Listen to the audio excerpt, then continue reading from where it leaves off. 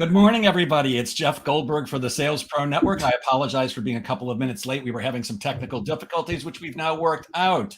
As many of you know, I am a sales coach and trainer. I work with both individuals and organizations to help them get measurable and sustainable sales increases. And I founded the Sales Pro Network to elevate the profession of sales, to help you make more money, and to be a place where salespeople can come and ask questions, offer advice, get coaching. And every Friday at 10 a.m. Eastern, we do a live interview with somebody who can add value to the profession of sales. Before we get going today, first of all, for those of you who reached out to me over the last couple of weeks and said, hey, Jeff, where's the broadcast? This is our first one in, I think, 4 weeks. Thank you so much for reaching out.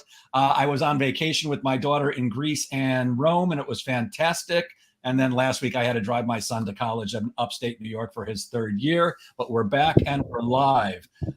If you are watching us on Facebook and if you have not connected your account to StreamYard, then if you say hello to us, and I sure hope you do, then we won't know who you are. So please do put your name in it. Joe Pontius, good morning to you, sir. Obviously, you're watching us on LinkedIn. If you're watching us on the replay, please put replay in the comments. And if you have any questions for our guests today, please put those in the comments too, and I will share them. And now it is my pleasure to introduce you to today's guest. Christelle Biiga is an empowerment and transformational coach. Good morning, Christelle. Good morning, Jeff. How are you doing? I'm absolutely outstanding and so excited to be speaking with you. It's been a long time that we've tried to make this happen, and yes. I can't wait for you to share your brilliance with everybody. So before I ask you the questions that I have, could you please share a little bit about your backstory? There's some fascinating stuff in there, and what brought you up to this point? Yes, absolutely. I love to do that. Okay, my name is Christelle Biiga. As Jeff said, I'm an empowerment coach, inspirational speaker, and I'm also a business owner of Christelle Biiga Coaching. And I also have a TV show streaming right now on Roku called Living the Dream. And as you can hear from my accent, I'm not originally from the United States. I'm from Cameroon, that's in Africa. And in 2015, I decided to, come start a new life in the United States, to come pursue my American dream, right? Story interesting because the moment I arrived at LAX, first of all, I couldn't speak English at the time. It was really an adventure. I had no family or friends here, no speaking English. It was just a big jump. If you are in business, you know what that kind of leap requires, how much courage you need to do those kind of things. Anyway, I arrived at LAX, all excited to be here in the land of opportunities. And the first interaction I have is with an immigration officer who accused me to come here, work as a prostitute, and decide or try to get me deported. I really thought it was a bad joke and maybe one of those Hollywood movies I was already staring in, but it wasn't a joke because at some point he called two female officers who came and performed a body search on me and put handcuffs on my hands. And then I started waking up to my bad dream and realizing that actually I wasn't dreaming. It was actually happening. I was being arrested and the process of my deportation had started. Fast forward, I ended up, in a detention center where I spent 9 months. In detention center, it was where they put people that are waiting to be deported. And, during that time, I had to prove that I wasn't coming here to work as a prostitute. Don't now ask me why he thought that in the first place. I have no idea. I guess it's part of the job. I don't know. I'm not an immigration officer. But the reason why I spent 9 months there, because I get that question a lot. Why did you spend 9 months there? I wasn't sentenced to spend 9 months in jail. Because that's what it is. They call it immigration center, but it's really jail. You're wearing a uniform. They wake you up at 5 a.m. to count you to make sure you didn't run away in the night. You eat certain food that is nasty, but yeah, it's jail. So the reason why I spent 9 months there is because every month you will go to court and the judge will ask you one simple question. Do you have a lawyer? No, I don't have a lawyer. Okay, come back next month. And before you know it, you're spending 9 months there before finally the judge said, you know what? Let's open your case and let's do it. And eventually I won my case. That's why I'm sitting here right now. But during that time, I want to just get a picture of what it was like for somebody who came here with a visa thinking she did everything right and ended up in that type of situation, being accused in a foreign country with no family or friends, not even speaking the language. It was a complete nightmare. And at any given moment, I could have, just signed a simple paper and said, you know what, I'm going back home. I don't have to go through this. What did I do wrong? Right? So that's the opportunity that I'm sure pretty much people have gone through their lives. You find yourself in a place where you question what went wrong. What did you do wrong? You know you have done everything right by the book. And yet things are not working the way you planned them to work. Yet you're facing challenges. Yet now you have to lock down because there is a pandemic going on. Yet you have to go through all those things and you question yourself, you question your decisions, you question your choices, and you have a decision to make at that point. Do you give up? Like I had to make that decision. Do I give up and just go back to my country and be like, why am I in jail? Or do you keep trying? And that's the decision that I had to make every single day because trust me, 9 months is a long time. It's a really long time to think about what you have to do. And when I was there in that place, I met other people there who were there before me. And they told me, you know what? Nobody leaves this place with the legal right to stay in this country. You have a few options here. Either you get a lawyer that gets you a bond and then you pay your bond and you release, you go continue your case outside, or you get deported. That was really the options that I had. So I didn't have a lawyer. Of course, I have no family here. There was nobody to hire a lawyer for me, right? And what was I supposed to do? At some point, 7 months in, they gave me $20,000 bond to pay. Where was I supposed to take that kind of money? I barely even see the country at that point. So I didn't have the money. So I was stuck there. But again, I had the opportunity to give up. I had the opportunity to sign that paper and be sent back to my country. And why didn't I give up? And that would be really important for the rest of our time together. The reason why I didn't sign that paper, the reason why I didn't give up is because I had a vision. And my vision didn't include me going back. And because I didn't have that plan to go back and just act like nothing never happened, I said, no, I'm going to see this through. I'm going to make it to the finish line and see what is on the other side. Because there is no way for me to go back just like that. Just like I wasted my time and my energy and all my tears because I cried a lot in that place. I wasn't that brave woman sitting there like nothing was happening. No, it was traumatic. And eventually, they told me it was impossible to win your case, but eventually I won my case, which had never happened. I remember when I came back from the courtroom and I was excited. I told them, I'm leaving. I won my case. They were like, forget it. You probably, I don't know, you're messing with us. I had to show them the paperwork for them to believe it was true. And from that point on, people started winning their cases because I went there a few months later in court to support some people that I met there. They started winning their cases because I did something different. I did something that was called impossible at the time. And that point again will be important for the rest of our conversation. Because how many times you try to do something and they tell you, nobody does that. It's never happened before. That's not the way we do the sales process. It doesn't work like that. Nobody makes that kind of numbers in the target.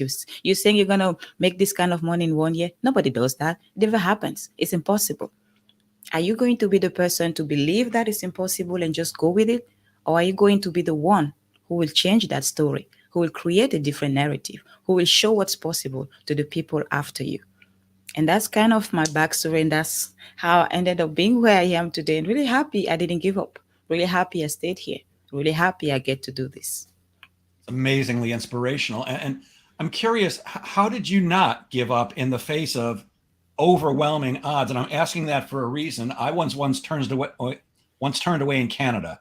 I was hired to give a speech in Canada. I'd been to Canada a million times. My passport had stamps all over it. And I got to a very small airport in Canada and they stuck me in a room. I had no idea why I was there. And they asked me a bunch of questions. And the next thing you know, I was being told, you have to turn around and go home. I said, I can't turn around and go home. I have to give a speech tomorrow. I've already been paid for it. 60 people are waiting to hear me. They said, sir, you have to turn around and go home. I said, I can't do that. I've been paid. And he said, you have two choices. You can speak to a judge and plead your case, or you can turn around and go home. I said, well, let me speak to a judge. He goes, okay, you have to sit in a cell for 3 days and then you'll meet with a judge. I said, but wait a minute, 3 days does me no good. I'm giving a speech tomorrow. And he said, sir, you are not giving a speech tomorrow. And I actually turned around and went home and I had to call my client and say, I'm so sorry. I don't know what's going on here, but I'm being turned away. So how did you, in the face of 9 months of sitting there and not understanding the language, which is blowing my mind, how did you deal with that hopelessness and still prevail? As I mentioned when I was sharing that story, it's important to, you had, a goal when you were going there, you had a speech to deliver. But for me, it was really, I had a bigger vision for my whole life, not only for me, because I remember the reason why I came here, first of all, I know that image of Africa, people come here because we're starving. I wasn't starving. I had a business going on. I had an event planning company. I was doing some TV and radio shows. So the reason why I came here, it was because I wanted to make a bigger impact in the world. And I was sold the idea that America is the place where anything can happen. So I thought, okay, this is the perfect place for me to come if I want to make a bigger impact in the world. So that was my vision. And I couldn't picture myself going back because I knew at that point, going back means maybe never having the opportunity to come back. Never. Because you get deported, nobody's going to give you a second chance. They stamp your passport like you're forbidden to come here maybe 10, 5, 10 years. I'm not sure. So I said to myself, listen, this is my opportunity, right? I didn't know at the time that I'm going to spend 9 months there. Again, it wasn't a sentence. So you are thinking, okay, in 2 weeks, I'm going to meet the judge and I'm going to prove that if this is a mistake, and I'm going to do it. And they tell you, come next month and come next month. And I was still holding on to that vision. I remember I shared my vision to, my friends I met there, and they started calling me Miss Hollywood because they thought it was too big, too beautiful. And they started calling me Miss Hollywood. So those little things, made me think, I can't give up. I Miss Hollywood, right? I'm just kidding. But really, it was when I was looking ahead of me and when I was looking back, what was ahead of me was bigger than what I left behind me. And that's what is really important, to create a vision for yourself that sets your soul on fire in such a way that there is no way you're going to give up, no matter what. That's why a powerful vision is really important. And the problem sometimes is that we create visions based on what it's possible. We think it's possible. We create visions based on what other people around us are doing, especially in the coaching industry, for example. 10K months is such a big thing, right? Everybody posts on social media, 10K months. If you want to make 10K months, I made my 10K months. So people set it as their goal. I want to make 10K months, but is it really what you want? So that's why that piece was important to me. My soul was on fire with my vision. It wasn't somebody's vision. I remember when I wanted to come here, my family was going crazy, asking, what are you doing? You have family in France, go to France. I have a sister in Canada. She was like, come here, it's easy. I will be here welcoming you. I said, no, I'm going to America, to the United States. So people around me didn't understand what I was doing, but it was so deep in my heart. And that's what kept me going, that big vision for myself. And nobody gave me the vision. So it wasn't like, well, I knew it wasn't going to work. I told them I'm going back. No, it was mine. So at that point, it was really a challenge to prove to myself that I wasn't wrong to believe that this was possible. I had to convince myself that I wasn't a dreamer, just a dreamer that gives up at the least opportunity. I was a visionary. I had a vision. And that vision is the thing that kept me going through my cries. I would cry some days, my eyes out. And then as I'm crying, I would remember why I was going through that in the first place. It wasn't planned. It didn't make sense, but I knew I couldn't give up just yet until the judge said, you know what, you're going back. Because if I had given up before that, I don't know how I would feel about myself, how I would feel about giving up on me. And that's why it's really important first to have a strong vision that you know for sure is yours. It's not a copycat of someone else's vision. It's not what everyone else around you is doing. It's what your heart is calling you to do. And second, believe in yourself enough to know that you have what it takes to make it through.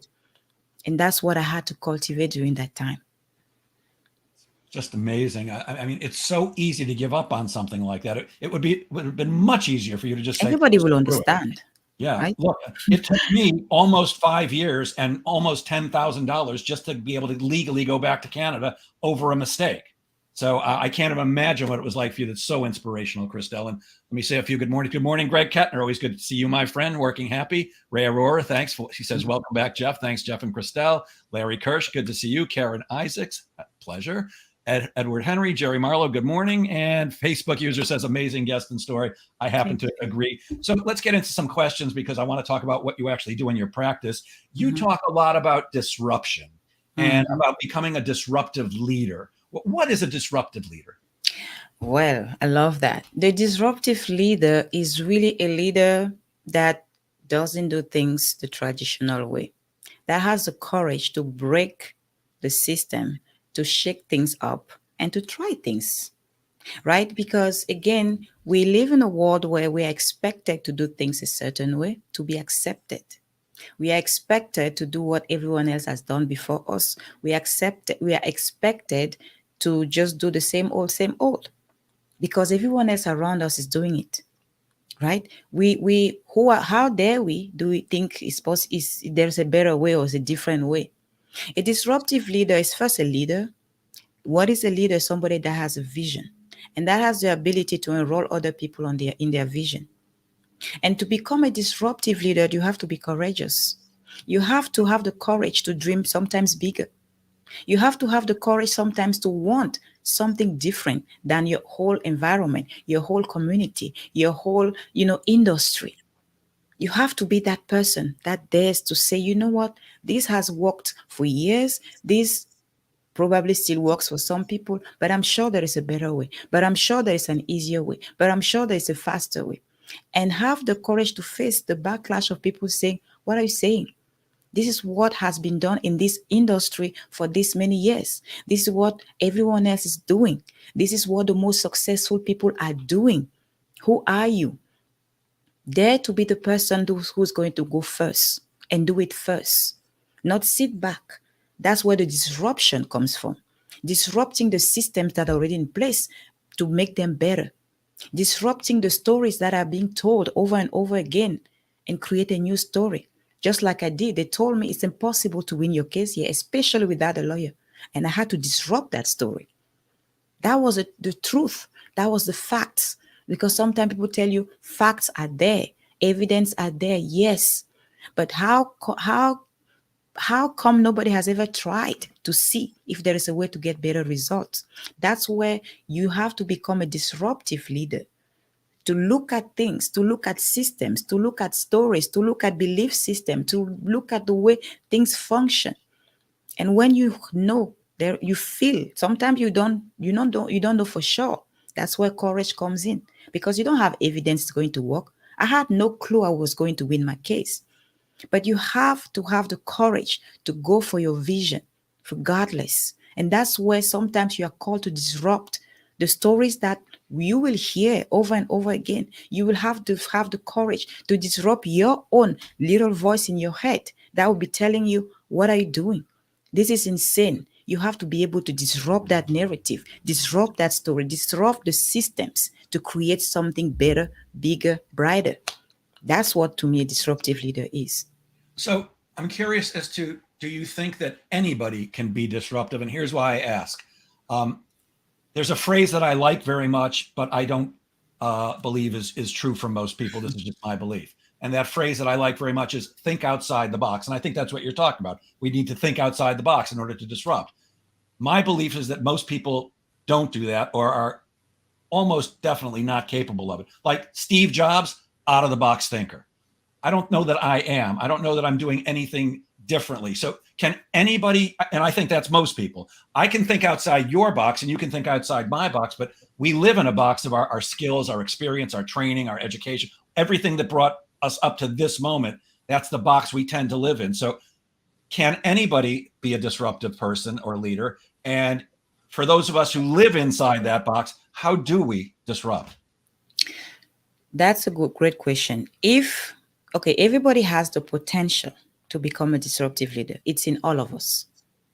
Now, the only difference between the people who actually become disruptive leaders, just like the Steve Jobs you mentioned, just notice how many disruptive leaders have changed the world for the better. Every great invention required a disruptive leader, because before that invention, things were done a certain way. Before that invention, people didn't know there was something different. It took a disruptive leader to say, hey, I'm sure there is a better way. There is a faster way to get from point A to point B by just riding a horse. I can't make a car. People question that and ask, what is that? What are you saying? It took a disruptive leader for any great invention and change to happen in the human history. Now, why don't we have more Steve Jobs? Why don't we have more Henry Ford? Why don't we have more of those disruptive leaders who come and change the world forever and for the best? Yeah, not everybody's an Elon Musk. Thank you, right? No, why don't we have more of that? Not everybody can become that. Everybody again has the potential. Those people are not special. Those people don't have three eyes. Maybe they do, or two mouths, or 20 fingers. No, they look just like us. They're human beings. They have one brain just like us. They don't have two brains, right? What sets them apart? Courage. Courage. That's all. As long as you have courage, you can become a disruptive leader. Because I promise you, all the people you see sitting in their small box, in their limiting beliefs, in their old way of doing things that don't make them really happy, but they're just sitting there. They are just afraid to try what their heart is calling them to do. Because I promise you, all of us, everyone, whoever's listening or watching to this right now, I guarantee you, even if you think you're not a freaking Elon Musk, you're not Steve Jobs. If you look at yourself, if you honest, you make that questioning, you will realize that you have had some brilliant ideas that you never took action on. You have had some incredible desires in your heart. And then you say to yourself, this is too big. This is impossible. This is crazy. What are people going to say if I dare to do this or dare to completely change my career path? Even though your heart is calling you to do that, the only reason why your heart is calling you to do those things is because you have the potential. The only thing is you don't have the courage to act on it. That's all. Sometimes we have those great excuses of, well, I need to have to make sure it's going to work. I need a perfect plan. I need a great strategy. Listen, I didn't, my part, being in jail for 9 months wasn't part of my plan or my strategy. Your plan can be perfect on paper.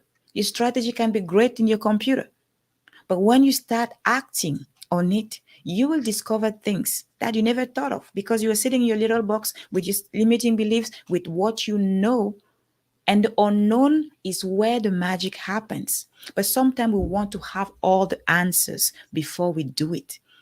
And yet, to answer your question, yes, anybody can become a disruptive leader. And the reason why we don't have more disruptive leaders is simply because people lack courage. Fear is the reason why the world is missing out on so many great inventions, so many life-changing ideas, because some people are sitting in their little box too afraid to do something about their dreams and desires.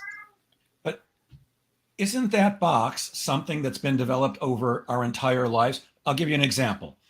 Most people know the phrase, money doesn't grow on trees. Now, we grow up with this money mindset that money is scarce. And so, of course, money becomes scarce for us. So, is that true? It No. is. It is for It is. people. If you believe it's true, it's Yes, you true. don't see money growing on actual trees, but there's plenty of money. Money is not in a lack of abundance, although for most people it is. So when we've been, let's use the term brainwashed all our lives, money doesn't grow on trees, or I'm not good enough, or whatever that limiting belief is, how do we recognize that we actually have that as a limiting belief, and then how do we move past it? And the second part of that is, how do we develop that courage? Because I think so many of us are terrified of the things you said. I don't want to look bad. I don't want to look stupid. I don't want to be wrong. What if I do this and it doesn't work out? So how do we recognize our limiting beliefs, and can we develop the courage, and how? Okay, this is really simple. How do you recognize you have a limiting belief keeping you in a small box? Just look around you. Just look around you. The story you're entertaining in your life, is it true for everybody? Tony Robbins said something really that I love. He said, when you believe in something, ask to yourself, can I prove this in a court of law? If they put me in front of a judge, can I prove that this story I believe is 100% true? Can I prove this? So if you believe in a story and the conditioning is real, and I know it more than anybody, I'm a woman, our conditioning is worst. They tell you how women should speak, how loud we can laugh, what type of clothes we can wear to be good enough, what type of jobs we can. I mean, it goes on and on and on and on. So we grow up conditioned to act a certain way and to be safe because, you have to be safe. Men take more chances in life. They actually do more than women. because the conditioning is different. They allow men to jump on trees as their little boys, so they think they can do things. Women, they tell you, no, don't do that. Those are boys' games, whatever. So we grow. So I know the conditioning. I know it. But now it's up to you. Again, it starts really simply.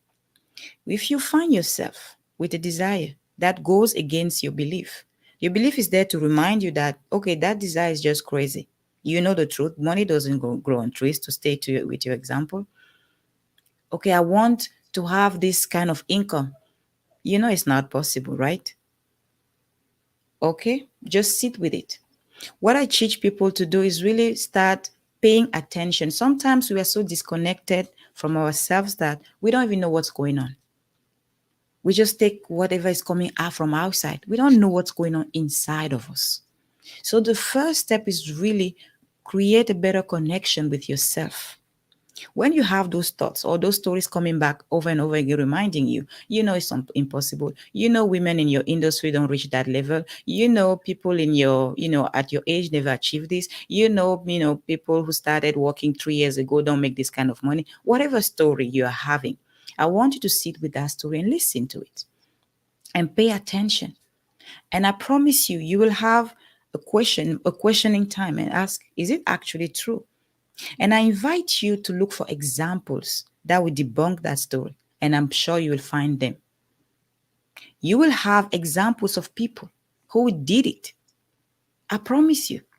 And Google is perfect. You have the internet now. Just type in the internet whatever you're telling yourself. Is it possible to make X amount of money as maybe a salesperson after 6 months? And look and see what comes up. If you see at least one person who did it, now your story is debunked. It's not impossible. And don't say, well, this was luck. Why can't you be lucky? Who determine your luck? How will you know if it's not going to work for you if you don't try? So once you debunk that story, it doesn't mean the story will go away. It still be there. It's programming. It's already there. It's like a software. You need to really remove it and replace it with a new software. And I invite you now to sit with that story you're telling yourself over and over again and say to your brain, because the only reason why we are facing fears is because our brain is trying to keep us safe, doing its job. That's all. Just making sure we don't hurt ourselves, making sure we don't cry because we are in pain because somebody rejected us, somebody said no and we take it personally, somebody said we were crazy, somebody said all those things are hurtful. And our brain is trying to prevent us from experiencing that, because maybe you have experienced that in the past and the pain is there. So the memory of the pain is there. So your brain is there to be like, remember, if you do that, people will think you are stupid. And you know how we feel when people think we are stupid. So we don't want to go there. So I want you to pay attention to that conversation.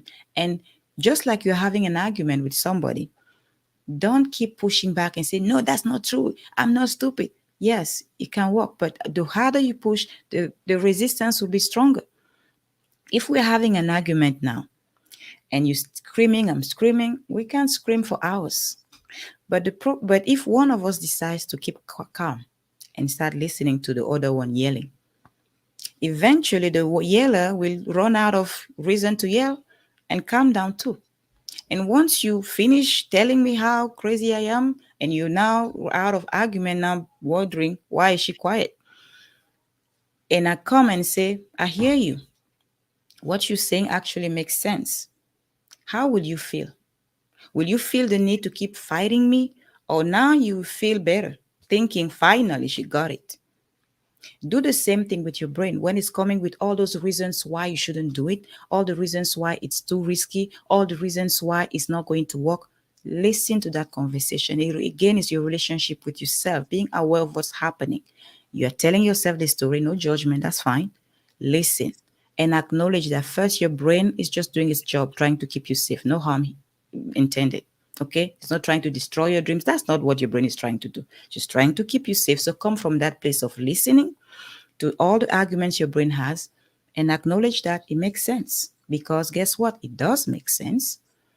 It might not work. You might lose your money. You might lose your friends. People might reject you. All those things are possibilities. So give that to your brain and be like, this makes sense. I hear you.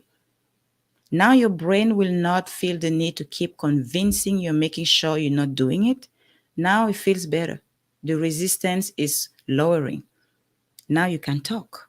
Now you can give a new opportunity, a new option, a new possibility to your brain. And again, remember, your brain also is like a computer. If you give it a command, it has no option, then go figure it out. So you give a new option. Yeah, all those things you said are possible. All those things can happen. But what if we do it and it works? How cool would that be? And you will notice even a change of energy in yourself. Now you feel less fear, but more excitement. You acknowledge the fear is there and you create a possibility. You give yourself a possibility to go try. And now you fight, it's more scary, it's less scary because now your brain is not fighting back. Now your brain is open to a new possibility. Now you can go try with no expectation, because sometimes also expectation is what's stop us from doing anything. We expect things to work a certain way, and if they don't, we give up. Go with that expectation. Go with the knowing that I'm giving it a shot because I want to. And if it doesn't work, guess what? I learned one way that doesn't work, meaning there is probably a better way to do it, and I can find it. And how will I find it? By trying something different. Giving yourself permission to just try things, to have fun with your life. It's going to be a game changer for you. And before you know it, you will develop courage. What is courage? Courage is not the absence of fear, as we all know. Courage is you acknowledging the fear and doing it anyways. And doing it anyways. Not because you're crazy, not because you're reckless, but because you give yourself a chance in life. You are giving yourself the opportunity to make it happen, because that's the only way it's going to happen, if you give yourself the opportunity to make it happen. Yeah, that fear is so deep inside most of us, or certainly many of us, and it's because of almost always because of something that happened in the past, often before the age of 8 or 9. I know I was talking to my coach at one point, and we were talking about success and me doing something, and she goes, "Well, why aren't you doing it?" And I'm like, "I don't know, fear of success." And she actually laughed at me. She goes, "Fear of success? Who's afraid of being successful? It's fear of failure." And then we got into a long talk about, why do we fear failure? Why do we fear looking bad and being wrong or being stupid or being laughed at or anything like that? As if any of that makes a difference, except there is that programming. And for me, it boiled down to it. I had like a sudden realization, one of those moments when you're talking to your coach and you go, "Oh my God." If you're familiar with the movie or the play West Side Story. So when I was in, I think, 8th grade, the class was doing the play it might have been 5th grade, but we were young. We were doing the play West Side Story for assembly, which means everybody in the school is going to be sitting there. And the guy who got the part of Riff, when you're a jet, that guy, he was the tallest guy in the class. I think at 13 years old, he was already 6 feet tall, and he was going to play Riff. And just before the curtain was about to open, he freaked out and told the teacher, "I can't do this. I can't sing the song. I'm too embarrassed. I'm not going to do it." And she spent 5 minutes trying to convince him, and she couldn't. She finally turned to the rest of us and said, "Does anybody else know the song?" And I raised my hand. And so I got to play Riff, except the thing is, at that age, I had a very high voice. I actually sang soprano in the Chicago All-City Chorus. Normally a man's a tenor. I sang with the sopranos because my voice was so high. So when it was time to sing the song, I stepped to the front of the stage and, with complete confidence, because I had a good voice. But instead of "when you're a jet, all the way, it was "when you're a jet, all the." I'm not even close to how high it was. And I can still see right now, I can feel it on my chest. The entire audience is hysterical. The teachers, the parents, the kids. I can still see Mrs. Caird, my scary, terrifying principal, in the back of the room, slapping her leg because it was so funny. And that taught me that when you take a chance, you get laughed at. And I've spent most of my life trying to get people to laugh with me instead of at me. So there's that deeply ingrained fear from a very young age, and it's been many years. How do you get past that? That's so deeply ingrained. How do you develop that courage? Yes, that's a great question. And again, do you see how the process of you remembering that event happened? By taking the time to talk it through with your coach, for example, You can talk it through with yourself if you can't afford to have a coach. Depending on where you are, it's easier if you have a coach, of course. All of us have stories like that. But guess what? We forget about them. But our brain doesn't forget. We grow up, we have many other experiences, we don't even remember them, but our brain doesn't forget. And when something like that happens, it's not just a memory, it's also a story that is created around it, which you created. When I take a chance, I get laughed at. And where does that story live? In your subconscious mind. The memory of the event is in your brain. The story you created is in your subconscious mind. And that's what runs the show. Your subconscious mind runs your show. So that's why you couldn't take a chance, because the story was there in your subconscious mind running the show. You couldn't remember the story. Couldn't remember you created that story. You created it. It wasn't a truth. It wasn't a true story. You created that story. And we create those stories over and over and again. We're still creating stories without even paying attention. But again, our brain doesn't forget and stores it in the subconscious mind for us to keep us safe from that pain, from that shame, from all of the feelings we had that were hurtful when that event happened. So now, how do you get rid of it? That's why I say, again, it's important to stay connected with yourself. When you have a story like that stopping you, and sometimes we don't even realize what is really happening, we create great excuses. Well, I don't have money now. I don't have enough money. Or I don't have enough time. Next year, I need to fix this first and then I will do that. Usually that's what it looks like. It doesn't look like me just acknowledging that I'm afraid to be laughed at. We don't see it like that. It comes with different, looks different, like really great reasons why you shouldn't. Do you have enough time? No, I don't. But you have time to watch shows on Netflix. So we find stories like that to keep ourselves safe. So it's important when you want to do something, and you, again, it comes down to awareness of what is happening with you. Nobody's coming to tell you those things. You have to be willing to pay attention to what you are doing. Be aware of the patterns. You create those patterns from your stories running the show in your subconscious mind. So pay attention. How do you usually do when you have an idea? Do you go just try it, or what happens? Okay, if you notice that usually you don't do it right the way, you need people to convince you first, and then you need people to agree with you first. What do you want? You want one specific person in your life to say it's a good idea before you do it. What patterns have you created to keep yourself safe? And just wonder, when did that start? How did you create that system where you need people to tell you what to do? You need people to agree with you. When did that start? If you ask those questions to yourself, the memories will start coming little by little. One great exercise that can help you is journaling. Just write it down. Just write down why. Ask yourself a simple question. Why am I never taking action to the things that I want to do? And journal on that. Write all the good reasons. I never have time. My kids are still too little. This is happening. I have a full-time job. How can I go start a business? That they say, write all the logical reasons why you can't do it, or usually you don't do what you want to do. And just keep writing, no filter. At some point, as you're in that exercise of just throwing down whatever is coming, you will end up writing things that don't make sense. And don't stop, because now you're accessing information coming from your subconscious mind, because that's why it doesn't make sense to your logical brain, because you're like, I don't think that. Well, if it's coming, it's somewhere. It's probably in your subconscious mind. That's why you don't consciously think that. But it's there. That's why it's coming. Don't filter any thought. Just write it down. And then at the end of that exercise, just look at what you wrote and ask yourself, where is the truth? Where are the stories that I've created? Because if you're telling me, oh, well, my kids are still too little, I need for them to go to college before I'll do this. Do other people with kids your age are doing things? If the answer is yes, remember Tony Robbins, you can't prove this in a court of law. This is not the truth. Other people are doing it, right? So that's how you can start debunking those stories. But again, to access, for example, your story, you're able to access it with a coach. But this is a simple exercise that can help people also access it through journaling, for example. Some other people can use meditation to access those programmings, the stories that you have created and that are running the show in your subconscious mind.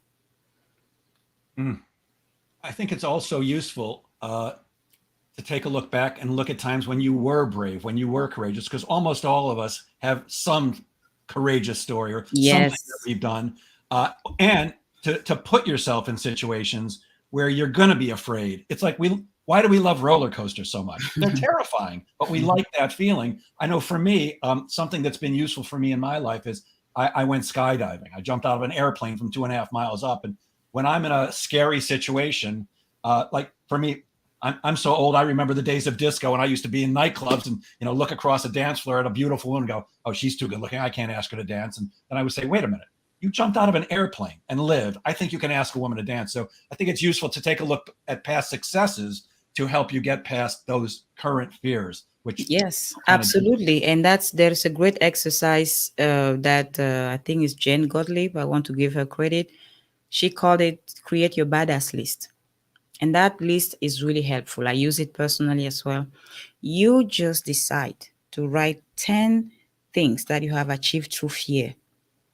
10 things. Sometimes when I give that exercise to my clients, they say, "Well, I don't have 10 things I can be proud of that I did through my fear." You'll be surprised. We don't give ourselves enough credit. That's something else. We don't give ourselves enough credit. We're never good enough. So people tell me, "I don't have 10 things that I've done in my life that I can look back and say, that was badass." I don't have that. Just start. Just start the list. Start writing one thing, two things, three things. And before you know it, you start remembering more and more and more and more.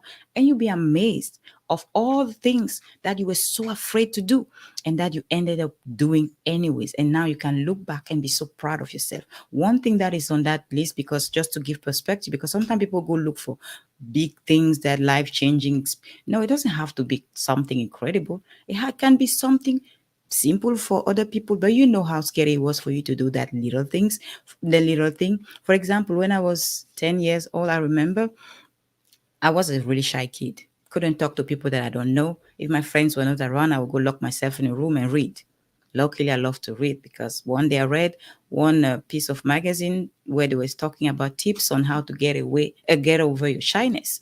And one of the tip was, just take a deep breath. If you're in a situation where you don't know anybody, take a deep breath, look at a friendly face in the room, and go say hi to the person. So here I am, sixth grade, first day. None of my previous classmates went to the same school like then with me. I was there freaking out. I don't even know where to go. I don't know where my classroom is, and it's like 5,000 students the first day. Like everybody's going all over the place trying to, and there are lists posted where people can go find their classrooms and everything. And I'm there freaking out because I'm shy and I have all these strangers around me. I'm freaking out. And if you have that issue with shyness, you know what I'm saying. It's really scary. And I'm 10. So as I'm standing there, remember the article. And then I said, well, I guess this is the moment because I need to talk to somebody to find where my classroom is. It has to happen. So now, okay, what did they say again? Take a deep breath, look at a friendly face, go say hi. Well, that's what I did. Took a deep breath, started coaching myself already through that. Took a deep breath, so one girl who looked bubbly, laughing, talking. I was like, okay, go say hi. She looks fine. She's smiling. So I walked straight to her. My heart was racing. And then I said, hi, excuse me, I'm looking for my classroom. She said, oh yeah, hi, me too. She was so bubbly. She's like, yeah, let's go, the Lisa over there. By the way, my name is Vanessa. I'm like, she's like natural, and in my heart, I'm like, I didn't die. Okay. And then we worked together one day, and eventually she became my best friend for years. And that experience changed my life forever because now the shyness sometimes wants to creep in, but I remember, hey, I can speak to strangers and I can speak to anyone now because I did it once at 10. So now at my age, how come I can't? So I will always be the person who get anywhere. And I kept challenging myself. I kept going for dinner by myself, freaking out the whole time, like wondering what people are thinking of me sitting by myself at the table eating. I'll go through that fear because at 10, I did that. I did a scary thing. So those are little things you can put on your list, the things you can look back and say, I did that. It was scary, but I did it. And I'm here. I did not die. Because I think the most scary thought is dying. So if I'm still alive, guess I can do something else, right? Actually, the most scary thought for most people is professional speaking. And I find it funny that the girl who was so shy now stands on stages in front of tens of thousands of people. Nobody believes me. Just Nobody believes I was shy. That's great. And I got to tell you, I love the term badass list. I wrote it down on a piece of paper. I put it in the comments. I'm going to create my badass list. That's a great, Yes. great idea. I love that. Um, Christelle, people tend to resist change. We don't like to change, most of us. And you suggest that everything in life is change. Excuse me. What makes you say that? And how can we get more comfortable with change? First of all, remember that change is inevitable. And that's not just a statement, it's the reality. You are not the person who went to bed last night. You are one day older. Maybe your cells are one day older. Everything is different. The sky looks different than yesterday, I'm sure. Maybe the temperature is different than yesterday. You're probably going to have your breakfast not at the exact same hour and minute of that day. There is always change happening. Whether we accept it or not, change is happening. You can't stop change. Life is about evolution, and evolution causes change. Even if you think you're afraid of change, I'm telling you already, you are living change every day. Those simple examples can show you that you are not that afraid of change because guess what? You woke up this morning 1 year older, 1 day older. So you have changed. Maybe you learned one thing yesterday that you are using today. So you changed. The level of information that you had yesterday, maybe from the moment you're listening to this interview, your perspective have changed on certain things, hopefully for the best. So change is always happening. So first, acknowledging that can help you get over that fear of change, that resistance we have toward change, to realize that change is not bad. Change is natural because we are always experiencing change. If it was that bad, we will not be here, right?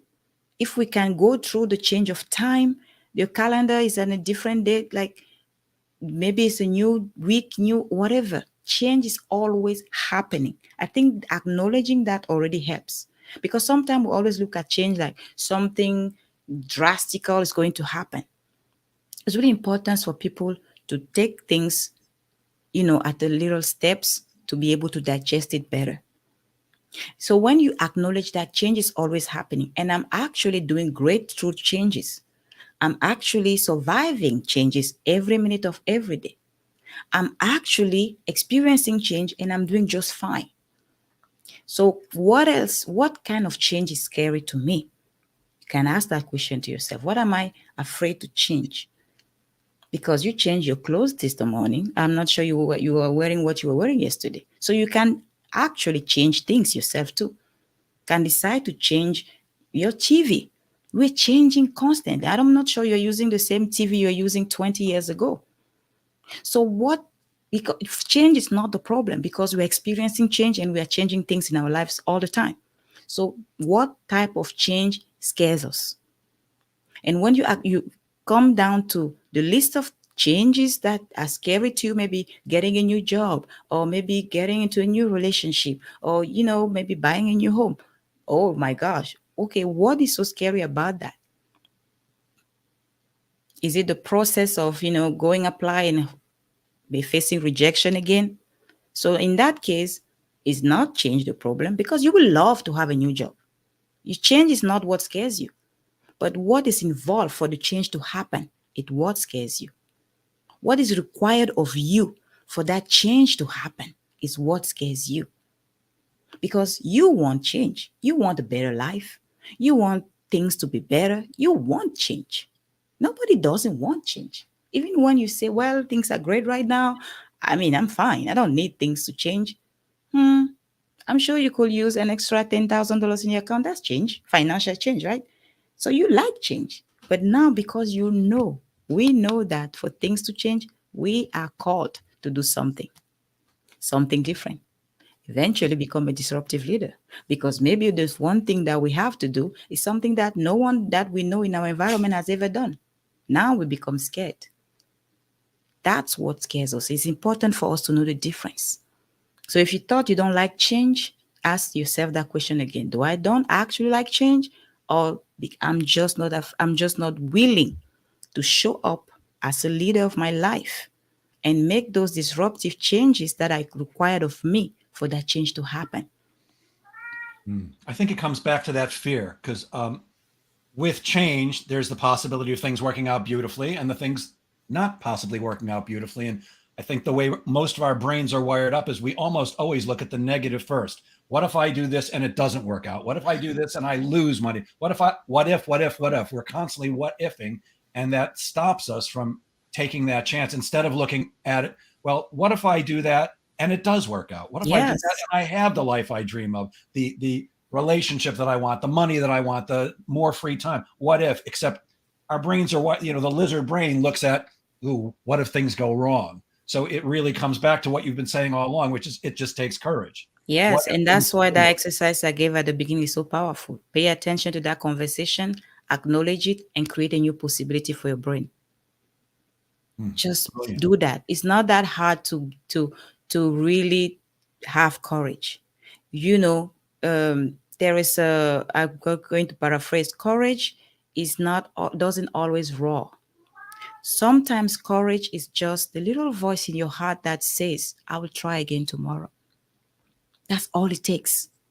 That's all it takes to acknowledge that, okay, this is a possibility. All those things that my brain are telling me are possible. I can lose all my money. I can lose all my friends. I can look stupid. I can be ridiculed. I can be laughed at. All these things are possible. And there is also a possibility for things to actually work out. And I'll try. And Great. just ask yourself, I'm sure even when you did not take a chance, sometimes you think you're doing something safe and you still lose money, right? Did you die from it? No. So just every time you freak out about losing all your money, I'm not asking you, inviting you to be reckless, but every time you know that you can invest in something that will change your life and you're freaking out about the idea of losing all your money, just ask yourself this question. Have I ever lost money in my life? I'm sure yes. You're still here. So you survived that experience. And if you know you survived that experience, you can remind yourself that even if that happens, we will survive. We have been laughed at before and we survived.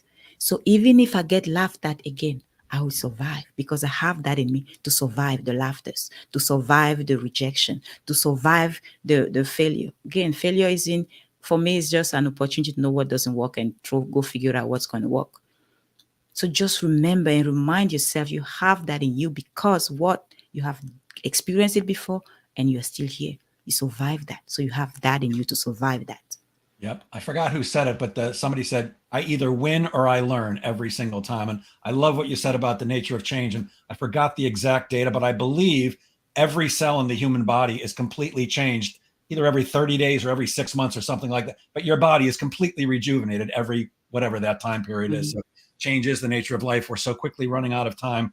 I want to ask you about this because it's something I truly believe in too. So many people seem almost desperately unhappy with their lives and their circumstances. But you say happiness is a choice, which is something I believe in too. But could you expand on happiness being a choice?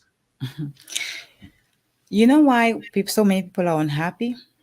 Because they live a life that is not a life of choice. They try so hard to check the boxes on the list and they realize that still they are not happy. But they never question that, okay, why was I checking those boxes in the first place? Was it for me? Or was it to say, hey, I did all the right things? To who? To society, to my family, to my parents, to my peers. That's why I was doing it in the first place.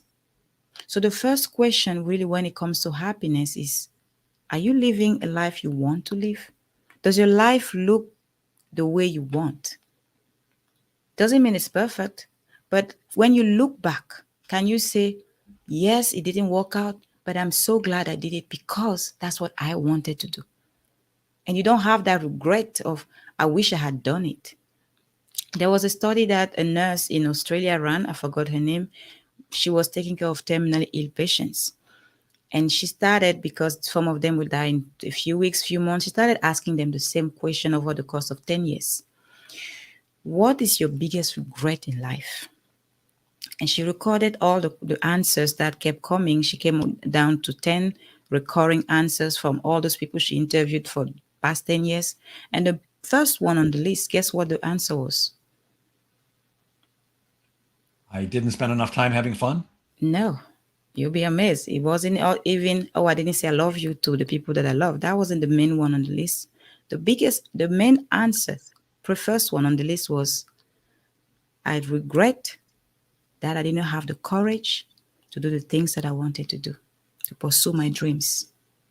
That was the biggest regret of those people dying.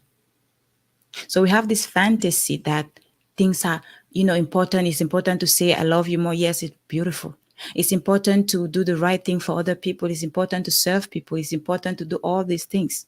We forget that our life is really about us. It sounds selfish, but it is not. If you don't give anything to yourself, you can't give to anyone else. If you don't love yourself, it's hard for you to love other people. So the biggest regret of those people, and I don't want anybody watching this lying on their dying bed one day saying, I regret I didn't take the chance to pursue that dream, because that's why people are unhappy. They don't live for themselves. They think, and again, it's a conditioning for society. For example, if you're a mom, you live for your kids and you are unhappy. I promise you that. You can have joyful moments. But when you look, you sit back, you have that. Sometimes some moms are resentful of their kids, thinking I've given up all my dreams for you, and that's how you're going to, you're not even grateful. Did they ask you to do that? No. So we do things for other people for so long. We think it's life. Life is for you to go for the things your heart is calling you to do. Because guess what? Every time you do something for you, you're doing it for the collective. When I won my case, I won for me and for the women that was in that place, and they started winning too. I set example for other people. When you follow your dream, when you follow your heart, you're inspiring somebody. You're making difference in somebody's life. So stop thinking it's selfish of me to follow my heart, because if you do not, that's where unhappiness comes from.